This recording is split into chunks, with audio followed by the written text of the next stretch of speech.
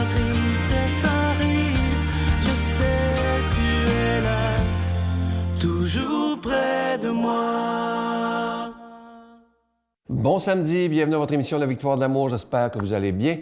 Aujourd'hui, comme on le fait tous les samedis, on rejoint notre ami Stéphane pour ses chroniques que vous aimez tellement, et moi aussi d'ailleurs, c'est vraiment, je sais qu'il met beaucoup de temps, il se prépare et il nous fait d'excellentes chroniques, et l'homélie par le bon père Michel Marie de Paris.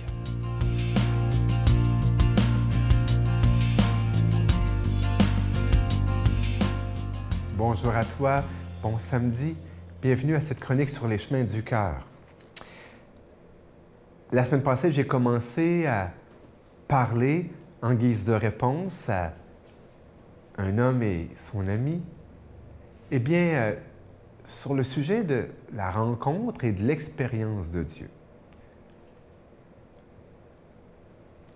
Et la semaine passée, je disais que la rencontre de Dieu peut se faire tout simplement dans la foi, dans la croyance, dans l'acte de foi que Dieu est là, je suis là, et la rencontre se fait. Sans vague, sans sensibilité, uniquement un fait de raison, mais aussi un fait de cœur. Il est là et je suis là. On se rencontre.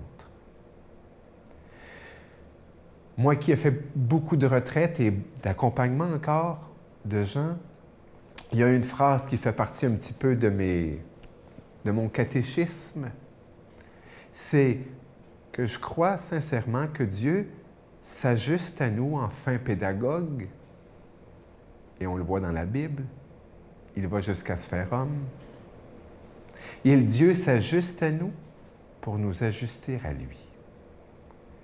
Et dans les rencontres, et surtout, je dirais, dans les expériences au pluriel que nous pouvons faire, eh bien, il y a une pédagogie de Dieu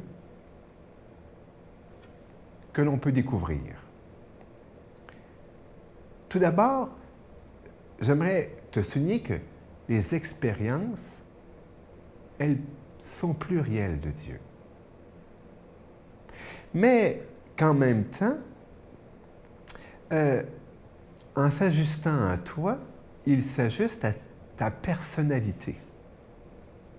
Dieu s'ajuste à ton tempérament. Par exemple,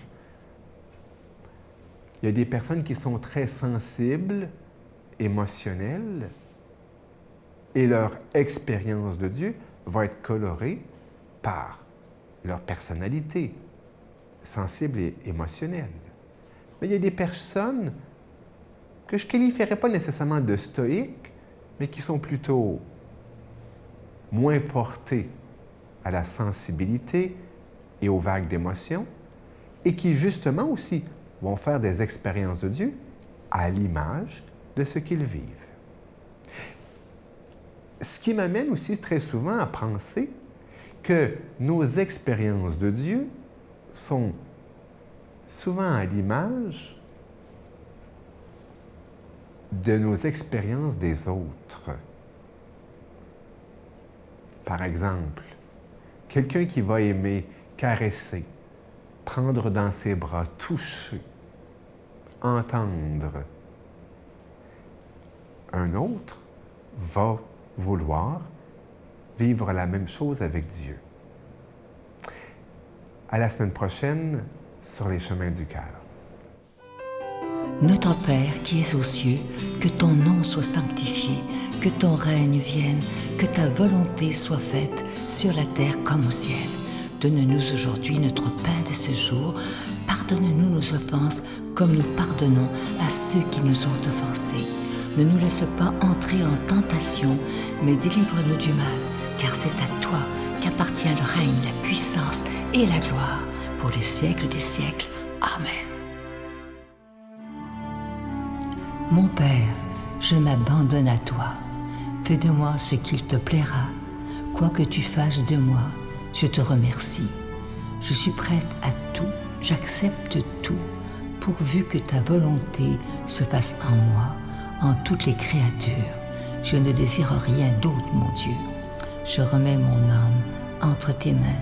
Je te la donne, mon Dieu, avec tout l'amour de mon cœur, parce que je t'aime, et que ce m'est un besoin d'amour de me donner, de me remettre entre tes mains, sans mesure, avec une infinie confiance, car tu es mon Père.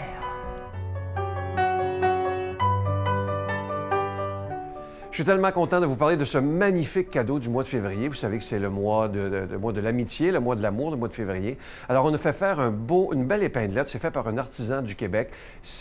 Évidemment, c'est doré. Vous le voyez à l'écran présentement. Et ça représente le cœur sacré de Jésus. Regardez la belle petite croix. Il est orné d'un petit diamant synthétique. Et ce cœur, il est déjà béni. Vous le recevrez avec un don de 25 $. Et si vous en voulez deux pour en donner en cadeau, ça se donne très bien. D'ailleurs, c'est avec un don de 40 $. Je vous donne l'adresse. La Victoire de l'amour, case postale 120, succursale Boucherville à Boucherville, le J4B 5E6, je vous la redonne, la Victoire de l'amour, case postale 120, succursale Boucherville à Boucherville, le J4B 5E6. Également par téléphone, par carte de crédit du lundi au vendredi de 8h30 à 16h30 dans le 514-523-4433, 523-4433 ou sans frais le 1-888-811-9291, 1-888-811-9291 et aussi sur notre site Internet. Vous savez que c'est une façon très rapide, sécuritaire et efficace de faire votre don. C'est le www.lavictoiredelamour.org. Alors, je vous rappelle ce magnifique cadeau du mois de février, le mois de l'amour et de l'amitié. Il est fait au Québec, c'est par un artisan qui l'a dessiné pour nous et ça représente le cœur sacré de Jésus. Regardez la belle petite croix et le diamant synthétique. Alors, je vous rappelle que ce bijou, il est déjà béni. Je veux prendre le temps de vous remercier de tout cœur d'être des protecteurs de la foi dans ces moments plus difficiles qu'on vit présentement. Et merci. Et surtout, merci de votre prière. C'est tellement important. Bientôt, dans quelques semaines, ça fera déjà 26 ans que la Victoire de l'amour existe.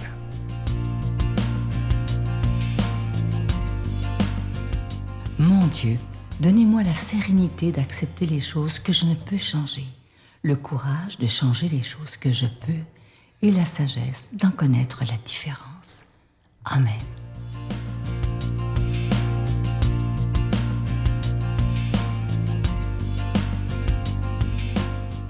Quel bonheur que de vous retrouver.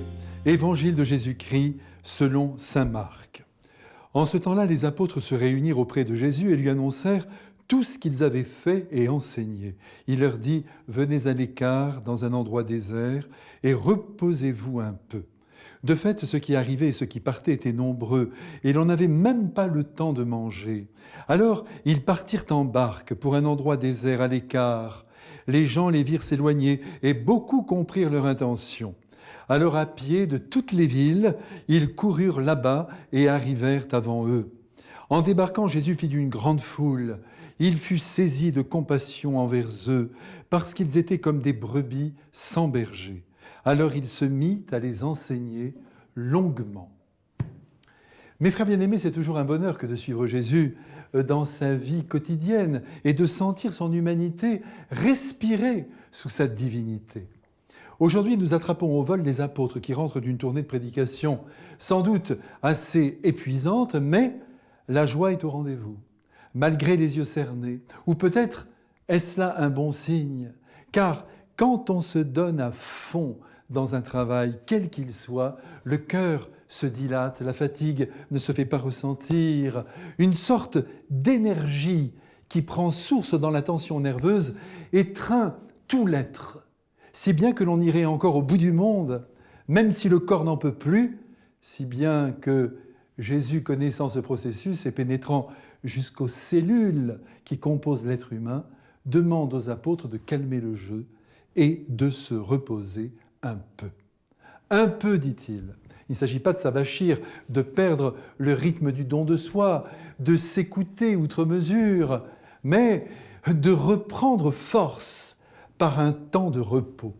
Si le corps ne se repose, nous le savons tous, l'esprit n'atteint pas la clarté nécessaire pour empoigner la vie et la servir comme il convient. Aussi, Jésus désire que ses apôtres se mettent à l'écart, loin de la foule. « Reposez-vous », dit Jésus à ses enfants bien-aimés. L'Évangile précise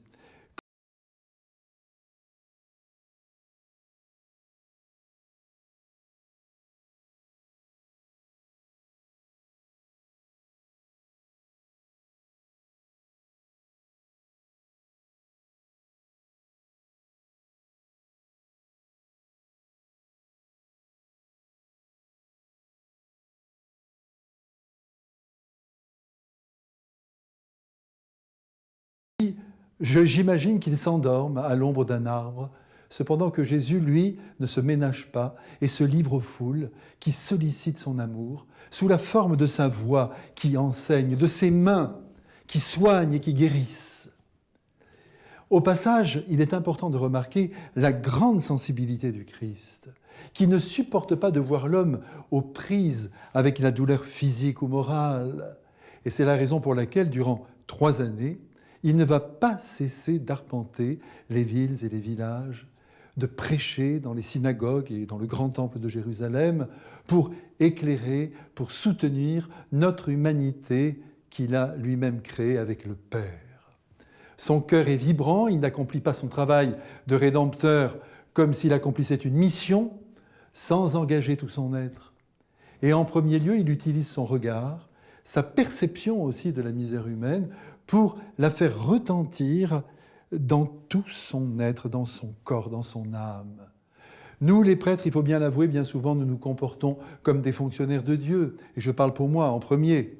On célèbre les obsèques, les mariages, on célèbre la Sainte Messe, sans engager tout notre être, en nous tenant extérieurs à ce que les personnes traversent. Nous ne pleurons pas en voyant des régions entières sinistrées sur le plan spirituel. On avance, bien sûr, on fait son boulot, on fait son travail, mais le cœur ne vibre pas. Nous ne sommes pas, pour reprendre une expression de l'Évangile, pris de pitié face à une humanité perdue. Et c'est pourquoi notre vie, d'ailleurs, est inféconde. Et c'est là, d'ailleurs, que je veux en venir.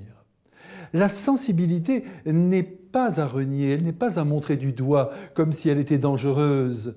C'est au contraire la distanciation, le non-engagement, la réserve qui sont à condamner, qui sont à exclure d'une véritable démarche chrétienne. Partout, vous savez, on entend ce leitmotiv « Ne vous impliquez pas affectivement, vous y laisseriez la peau ». Eh bien, le Christ, lui, a laissé la sienne de peau. Et par là, il nous a montré son amour. Et c'est par là aussi qu'il nous a sauvés. Alors, par pitié pour tous les hommes éloignés de Dieu qui construisent leur vie hors de lui, je vous en supplie, imitons le Christ, l'homme parfait. Et nous deviendrons à notre tour des humains parfaits et des chrétiens enfin authentiques. Que le Christ maintenant nous bénisse avec son Père et leur esprit commun. Amen. Je vous salue Marie, pleine de grâce. Le Seigneur est avec vous. Vous êtes bénie entre toutes les femmes, et Jésus, le fruit de vos entrailles, est béni. Sainte Marie, Mère de Dieu, priez pour nous pauvres pécheurs, maintenant et à l'heure de notre mort. Amen.